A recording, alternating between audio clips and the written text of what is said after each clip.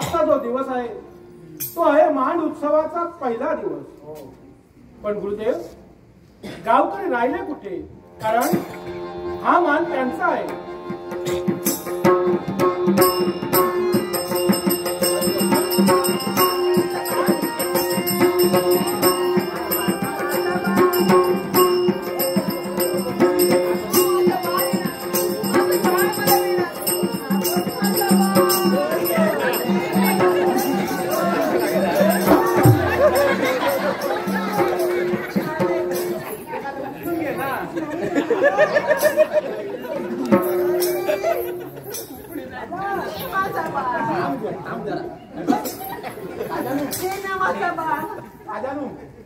नमस्कार महाराजांनो, नमस्कार करतोय. दादानू, आता पाय उशीर झालो. हा काल वाटे द्या पुढे घ्या गावला. पाय सांभाळून राह. कसा भरकाटलेला तो बाळ बाळ काढता.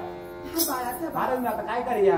गावकरी या, आज आहे तो मान उत्सवाचा पहिला दिवस आणि याचा प्रारंभ करण्याची तुम्हाला मी या ठिकाणी विनवणी करतो. कारण हा मान तुमचा आहे. होय होय, तुमकाच काळजी नाही तर कोण माका विचारणार नाही. देवाक नारळ ठेवूया. गुरुदेव, ही तर माझी पत्नी सुहासिनी आहे. म्हणजे माझ्या भगवंतानं ज्या दिवशी सांगितलं जा राजकर्त्या भेटायला येणार, त्या मान उत्सवाची जय्यत तयारी कर, त्याच वेळी मी तुझी पत्नी तुला मिळवून देईन. महाराणी सुहासिनी, महाराणी सुहासिनी.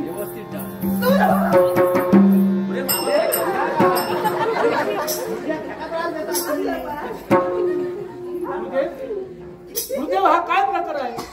माझी पत्नी मलाच ओळखत नाही. राजा, चिंता करू नका. युवराज, आईला आवाज दे. ए आई, आई, ए आई.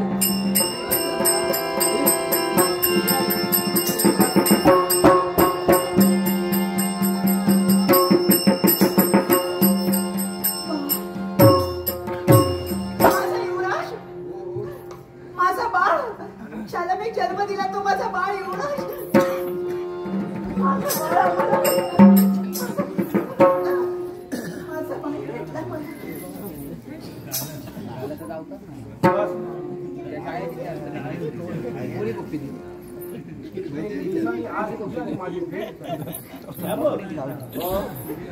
जमता ना? माझी पत्नी, माझा पुत्र माझ्या भगवंताच्या कृपेने मला मिळाला. म्हणून आज या मान देवतेची सेवा करून माझ्या भगवंताला शरण जाऊ. या गावकर मंडळी, महाराणी आमचा काय चुकला तर क्षमा करा. आमचा काय माहिती नाही होता या.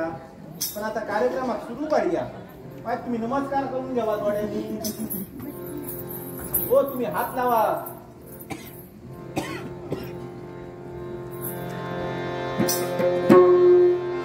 त्याप्रमाणे केला ना सगळा बोल. सांगतो माका विचारू नाही तसा काय तुला कळणार नाही त्याच्यात ना. तुझे ह्या मोठे शाटिंगे पाना लावलं. हात जोडा. हो महाराज, हात जोडा. तुम्ही मोठे आहात. बरं, हय मी मोठो होय माना.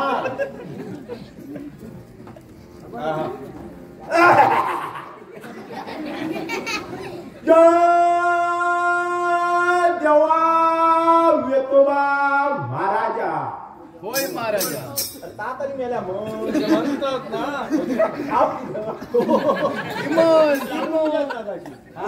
हात जोडा. होय महाराजा म्हणा कोया निश्चय मला करावा नको. जय देवा वेतोबा महाराजा. होय महाराजा. आता कसा कारण कसं जोर येतात बरा वाटला ना. गप्र पुढचा पुढचा देवा तुका भरला पोय ठेवलेला असा. पानात ठेवलेली असं निर्वशाच्या नावान पान ठेवलेला असा. तुझ्या मांडाक सुरुवात करण्यापूर्वी तुका आम्ही सांगणार करतो. त्या मान उत्सव व्यवस्थित पार पडाम दे. हे आमचे महाराज असत. त्यांना बरकत दी, त्यांना सुख शांती दी, राज्य निरोगी रवाचा. आणि देवा माझा जरा काहीतरी बाबा. आणि या सगळ्या मांडल्याला मान्य करून घे आणि यो मान उत्सव चांगल्या प्रकारे पार पडातो आणि या सांगण्याकडे जमे धरून राखणीक सामील हो रे. महाराजन पुढे यावा. नमस्कार करा.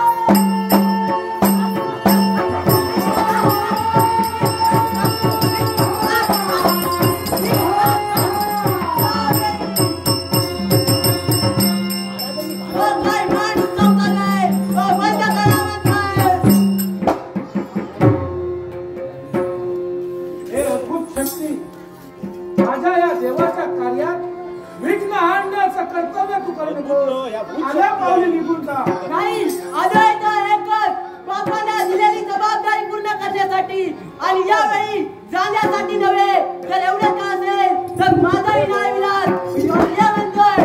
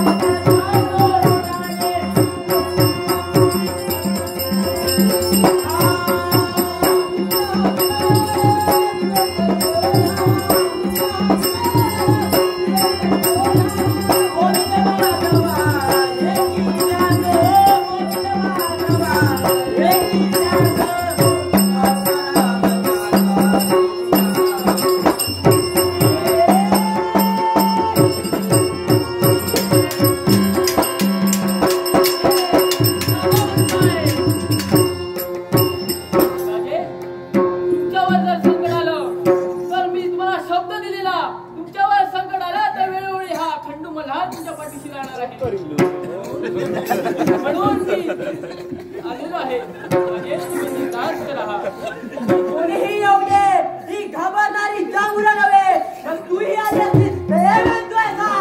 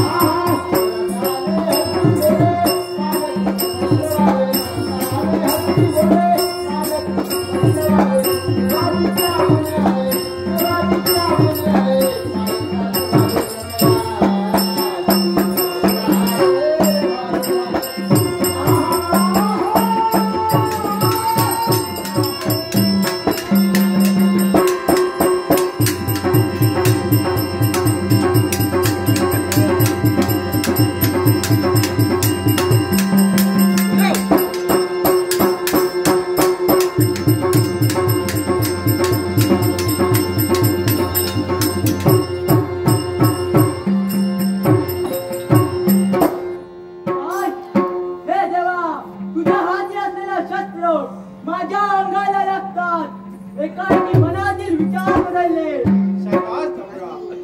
आज या ठिकाणी माझं आगमन होतात, माझं शस्त्र तुला दिसतात, तुझ्या मतात परिवर्तन झालंय. म्हणूनच यावेळी तुझं कल्याण मी करणार आहे. असं कोणत्या तऱ्हेने देवा? चांबरा, अगं तुला योग्य असं स्थान मी निर्माण करून देणार आहे. देवा, असं माझं कोणतं स्थान आहे? समोर दिसणारा तो पिंपळ वृक्ष, या वृक्षावर आजपासून तुझं स्थान काय होणार आहे? काय? पण समोर दिसणारा पिंपळ वृक्ष, तिथे माझं स्थान असणार आहे.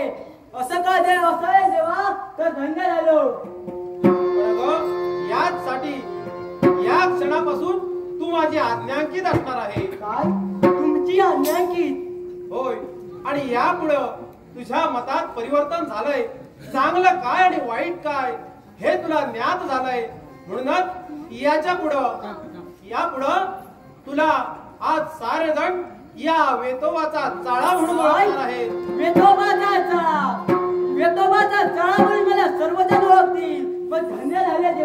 धन्य झाले. मग यावेळी जा त्या पिंपळ वृक्षावर तुझं स्थान निर्माण केलंय तिथे तुझा आणि ज्या क्षणी तुला हात देईल त्या क्षणी तुझ्या कर्तव्यासाठी तू तत्पर हो. मग यावेळी मी काय नाही देवा.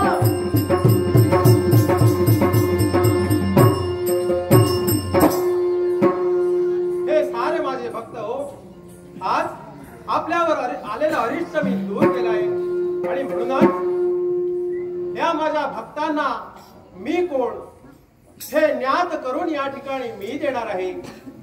होय, मी एक रुद्र आहे, मी एक शिवगण आहे.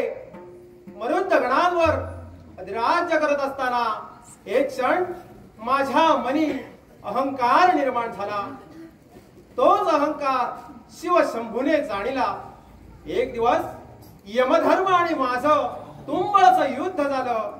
याच युद्धात शिवशंभो प्रसन्न झाले आणि यमाला यमदंड दिला तर मला उत्तराधिकारी केलं आणि म्हणूनच माझी पाठ ही दक्षिणेला आहे आणि माझा चरमुख हे उत्तरेला आहे. आणि या वेळी माझ्या हाती दिसणार ही काठी म्हणजे हा काशीदंड आहे. याला पलाश दंड असंही म्हणतात, कारण पळसाच्या वृक्षापासून याची निर्मिती झाली आहे. आणि म्हणूनच वेताळ ही माझेच रूप आहेत. वेताळांचा राजा वेतोबा असंही मला म्हणतात. यालाही कारण आहे, कारण वेताळ ही स्वरूप एक दिवस मच्छिंद्र आणि वेताळांचं युद्ध झालं तेव्हा 7 रुद्र समोर आले आणि ते 7 रुद्र कोणते असतील तर अग्निवेताळ, नग्न वेताळ, काष्ठ वेताळ, प्रलय वेताळ, भूत वेताळ, प्रेत वेताळ आणि पिशाच वेताळ. आणि मच्छिंद्र त्यांना प्रसन्न होऊन त्यांनाही म्हणाले, हे वेताळ हो, जो कोण तुम्हाला वड्याचा नैवेद्य दाखवून पंचपक्वानांचं अन्न वाढणार आहे त्याच्या पुढे त्याला भूत पिशाच कधी याची बाधा होणार नाही. आणि कधी बाधा न होऊन हा वेताळांचा राजा वेतोबा सर्वांसाठी सज्ज राहिला आहे. भक्त हो, आज माझ्या पायी ज्या पादुका दिसत आहेत त्याही कोणी सामान्य नव्हेत, तर साऱ्या देवतांनी दिलेली भेट आहे ती मला. आणि ती कोणत्या प्रकारे, एक दिवस शनीचं आणि माझं भांडण झालं. हे भांडण कशावरून होतं तर आपल्या स्थानावरून. म्हणूनच कोण श्रेष्ठ हे ठरवलं गेलं. त्याच वेळी शनिदेवानं प्रत्येकाच्या 7.5 जाऊन त्याचं महत्व जगाला पटवून दिलं. आणि मी या जगाचा पाठीराखा कसा हे साऱ्या देवतांना पटवून दिलं. त्याच वेळी त्या देवतांनी माझ्या पायी असलेली ही पादुका मला अर्पण केल्या आणि या पादुका ही व्याघ्र चर्माच्या आहेत. म्हणूनच आज या कलियुगात प्रत्येक मंदिरात मला पादुकांचा नवस बोलला जातो. भक्तांच्या मनी इच्छा असलेली पूर्ण झाली तर मला त्या पादुका वाहतायत. आणि हे या जगाला कसं समजतंय तर भक्तांनी दिलेल्या पादुका घालून मी मध्यरात्री बाहेर पडतो आणि काही दिवसातच त्या पादुका जर खालून झरल्या असतील तर त्या भक्ताने समजावं आपण अर्पण केलेल्या पादुका या देवतांनी घातल्या.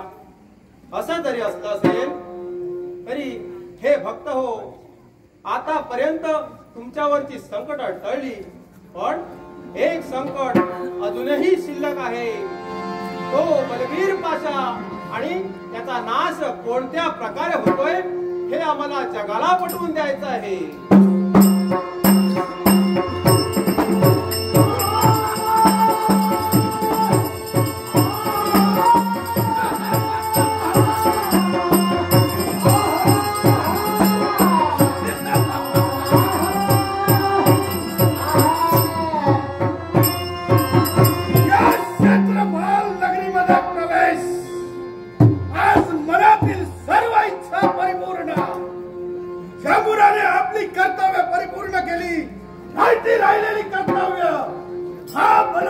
अभिलाषा परिपूर्ण करणार आहे.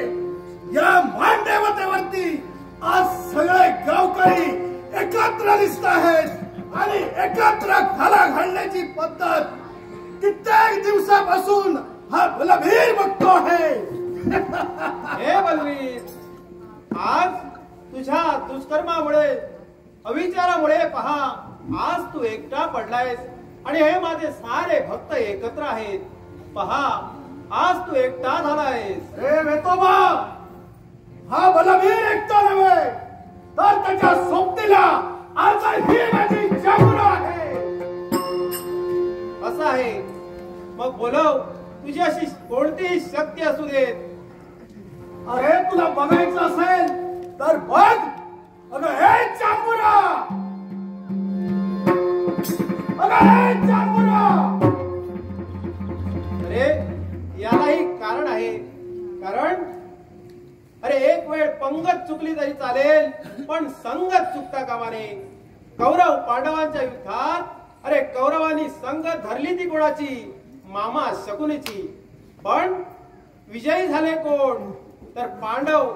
कारण कृष्णासारख्या सारथीची यांना मदत लागली. तेच पांडव विजयी झाले आणि एकत्रही झाले. मग पहा कोण ग चांबरे या ठिकाणी हा वेतोबा तुला हात देतोय.